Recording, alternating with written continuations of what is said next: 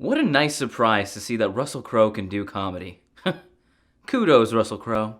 Kudos. The Nice Guys. The Nice Guys is the newest action comedy written and directed by Shane Black and starring Ryan Gosling and Russell Crowe while being set in 1970s Los Angeles. Ryan Gosling plays private investigator Holland March, who is really good at his job when he feels like it, but isn't necessarily the most professional guy around and definitely doesn't follow any particular protocol. Russell Crowe plays Jackson Healy, who is basically a public enforcer for hire, who is essentially in the same line of work as Ryan Gosling, but just off the books. He's the guy you call when you have a problem with somebody and you need it taken care of. But ironically, he's the calm and professional one. Initially, they're on separate cases that inevitably cross paths, so the two agree to work together to find this girl named Amelia that is somehow connected to the death of a porn star and various other people that are all connected to this controversial political porno. Political porno, like porn with a storyline. Because that's what we all watch porn for. Captivating characters, electrifying performances, and politics. That's some high quality stuff right there. Now, I had no excitement for this movie whatsoever. I'm not particularly a big fan of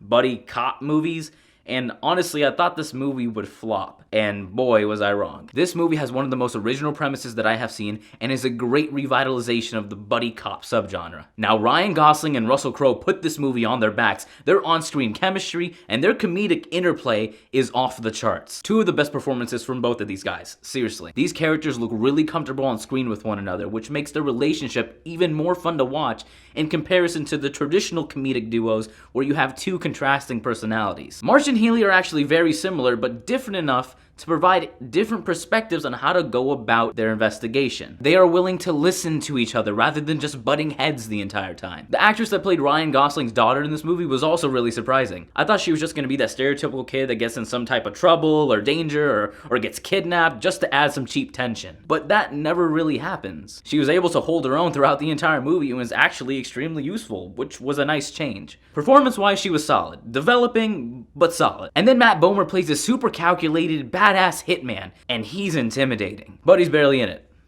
Wanted to see more of him. Now let's talk about the writing for a second. The writing for this film is excellent. There is strong, established dialogue and choices all throughout this film. Although I wasn't aching from laughter, there are plenty of witty, nuanced, and sometimes hidden jokes that made me chuckle or just blurt out laughing. There were multiple times in the theater where I and a few other people were the only ones to actually catch a joke, but sometimes those are the sweetest. Nothing belly aching, but still extremely quotable and a lot of fun to watch. Also, the setting in this movie is perfectly realized. Costuming, scene design, music, lighting, they're all on point, and they all come together to give you this living, interesting city. 1970s Los Angeles culture just beams through with nothing being too cliche or stereotypical. One of my favorite aspects of this movie was that I was actually trying to piece together the mystery alongside March and Healy as if I was actually a part of the investigation. I feel as though too many mystery and thriller movies just spoon feed us too much and just take away from the experience. Thankfully, this movie didn't do that. The only real issue that I had with this movie was that I felt that the relationship between March and Healy blossomed just a little too quickly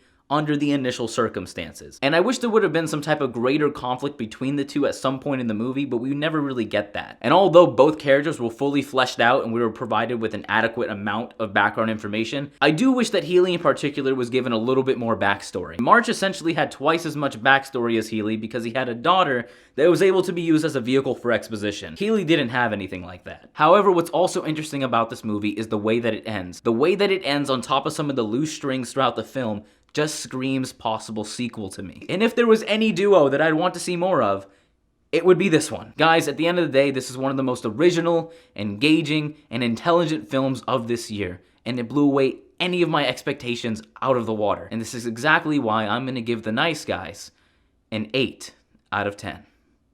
The Nice Guys. Have you seen it? Let me know what you thought about it in the comment section below. If you like this video, you already know what to do. If you want to see any of my upcoming movie reviews and you don't want to miss any, hit subscribe, and I'll catch you in the next one.